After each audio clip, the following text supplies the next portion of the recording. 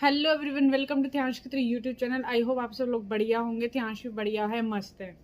तो जो आज का व्लॉग मैं बनाने जा रही हूँ वो है क्वेश्चन आंसर पर। उसमें जो मेनली दो क्वेश्चन थे जो सबसे ज़्यादा पूछे गए थे। एक क्वेश्चन था कि मैम, एक तो आप हेल्थ जो ध्यांश की आजकल कैसी हेल्थ चल रही है उसके ऊपर वीडियो बनाइए, और दूसरा था कि मैम ध्यांश खाने में क्या क्या खाता है, आप प्लीज़ उसके बारे में बताइए। तो मैं आज इस वीडियो में आपको बताऊंगी कि ध्यांश खाने में क्या क्या खाता है और हमें कितनी प्रॉब्लम्स है इसको खाना खिलाने में। तो मैं अब आपको बताऊंगी कि जब ध्यांश बॉर्न हुआ था, जैसे आप सबको पता ही है इस बात का कि वो नॉर्मल वो सारा फूड खा लेता था, ऐसे उसको खाने में कभी कोई प्रॉब्लम नहीं आई। जब वो बीमार हुआ तो उसके बाद उसकी कुछ मेडिसिन चली जिसके कारण उसको लंग्स में प्रॉब्लम हो गई थी, जो उसको जिसको एस्पिरेशन की प्रॉब्लम बोलते हैं। तो तब वो आराम से नहीं पाता था, जिसके कारण हम इसको एनजी लगवाना पड़ता था और हम उसको लिक्विड फूड ही देते थे। अब जो मैं आपको बताऊंगी कि भाई अब उसको मतलब भगवान की दया से अब उसको कोई एनजी की या एस्पिरेशन की प्रॉब्लम नहीं है, तो हम वो नॉर्मल खाना खा लेता है। अब जब उसको सीजर्स का, मैं इसमें कुछ थोड़ा सा सीजर्स का बताना चाहूँगी आपको कि जब उसकी सीजर्स चेंज हुए हैं तो उसको कैसे उसकी डाइट पे भी उसका असर पड़ा।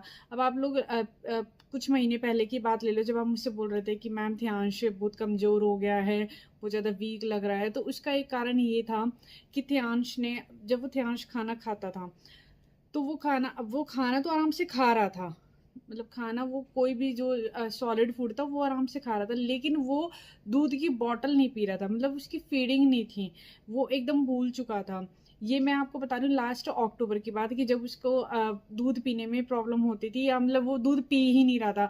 तो हमने ये बात डॉक्टर को भी बोली कि ऐसे ऐसे इसको प्रॉब्लम हो रही है कि दूध पी नहीं रहा है।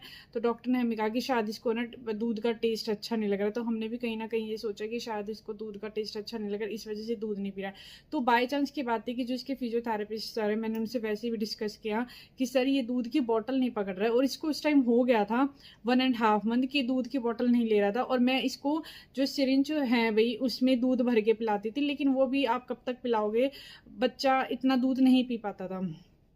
तो जब मैंने सर को बोला ना कि सर ये है ना दूध नहीं पी रहा है, तो फिर सर ने कहा कि खाना आराम से खा रहा है। तो मैंने कहा हाँ सर, खाना तो ये आराम से खा रहा है लेकिन ये दूध नहीं पी पा रहा है, और ये ना ऐसे कोई लिक्विड चीज नहीं ले रहा था, ये सिर्फ सॉलिड तो ये ले रहा था लेकिन ये लिक्विड नहीं ले रहा था। तो फिर मैंने सर को बताया, तो सर ने कहा कि शायद मैम ऐसा लगता है कि ये है ना जो बॉटल, जो बॉटल से बच्चा दूध पीता है ना, तो ये शायद सक करना भूल गया है बॉटल।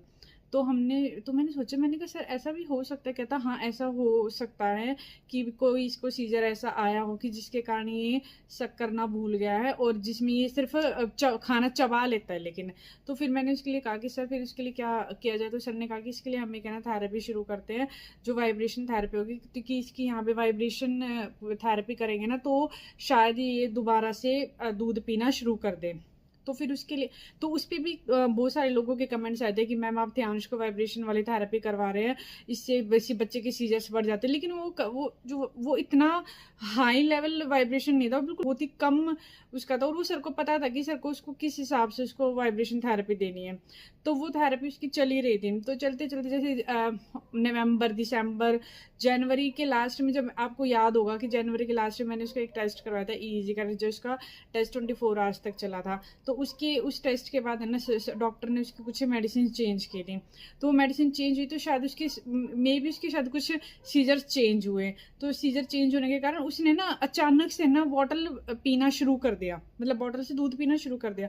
तो फिर मैंने सर को बोला, जो इसको फिजियोथेरेपिस्ट सर थे, मैंने उसको बोला कि सर अब मुझे नहीं लगता कि इसको ये वाइब्रेशन वाली थेरेपी देनी चाहिए, क्योंकि अब इसने दूध पीना शुरू कर दिया। तो सर ने कहा कि अच्छे से पी रहा है? मैंने कहा हाँ सर, बिल्कुल बढ़िया तरीके से दूध पी रहा है। तो वो थेरेपी तो हमने तब वहीं रुकवा दी थी।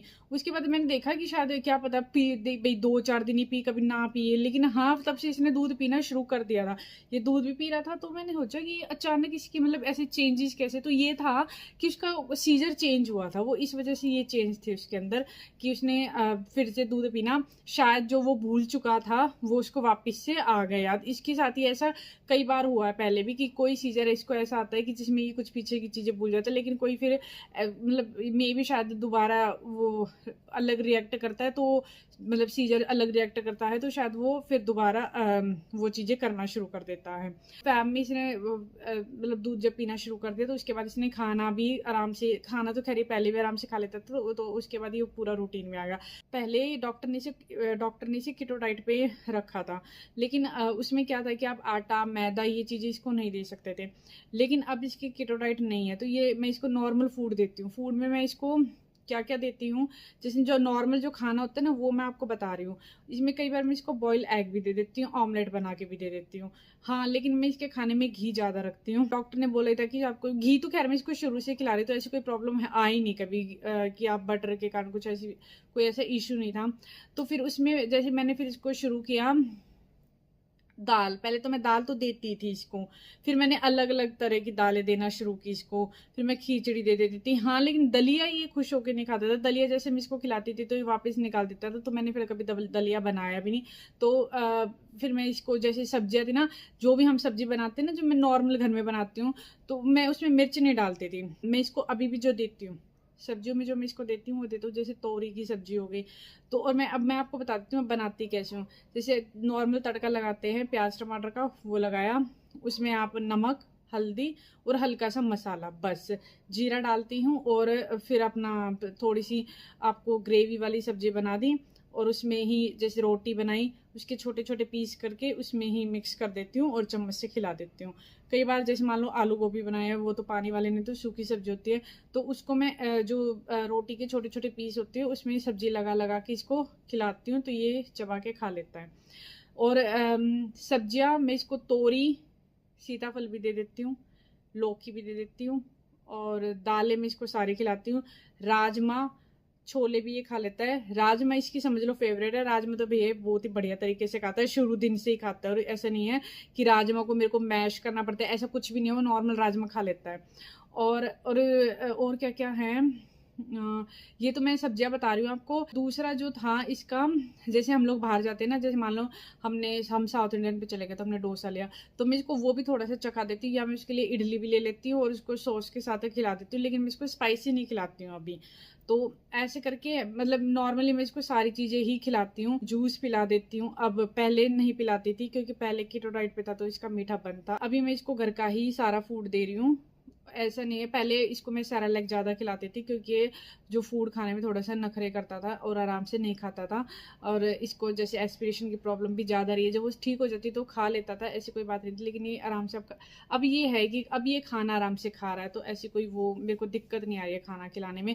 दूध भी आराम से पी रहा है। जैसे इसको भूख लगती है ना, तो ये अपना रिएक्शन शुरू कर देता है कि फिर मैं भी समझ जाती हूँ कि हाँ, अब इसको भूख लगी है, तो अब खाने की ऐसी कोई दिक्कत नहीं है। सबसे बड़ी बात एक और ये है कि मैं इसके खाने में हींग जरूर डालती हूँ।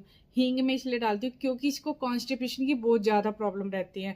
तो अब जब से मैंने इसको प्रॉपर इसकी डाइट पे डाला है, जैसे मैं इसको रोटी वगैरह, जब से मैंने इसको चावल सब कुछ खिलाना शुरू किया है, तो इसकी अब कॉन्स्टिपेशन की ऑलमोस्ट प्रॉब्लम भी खत्म होती जा रही है। अब ये पॉटी भी हर एक दिन छोड़ के कर लेता, नहीं तो भाई पहले तो बहुत दिक्कत होती थी हमें पॉटी करवाने में इसको, जो कि इसकी काफ़ी लंबे तक वो प्रॉब्लम चली भी थी।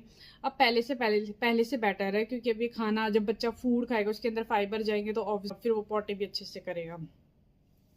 तो अगर आपको कोई क्वेश्चन है तो आप मुझसे पूछ सकते हैं, और मैं आपको बता दूंगी कि भाई मैं मतलब वैसे तो मैंने पूरे वीडियो में सब कुछ बता ही दिया है आपको, लेकिन फिर भी आपका कोई भी ऐसा ध्यान से रिलेटेड है, इसके फूड से रिलेटेड कोई भी क्वेश्चन है तो आप मुझे बता सकते हैं, मैं आपको उसका आंसर जरूर करूंगी। जो एक क्वेश्चन था इसकी हेल्थ से रिलेटेड, वो मैं आपको नेक्स्ट वीडियो में बताऊंगी, क्योंकि मुझे लगता है कि ये वीडियो बहुत ज़्यादा लंबी हो गई है।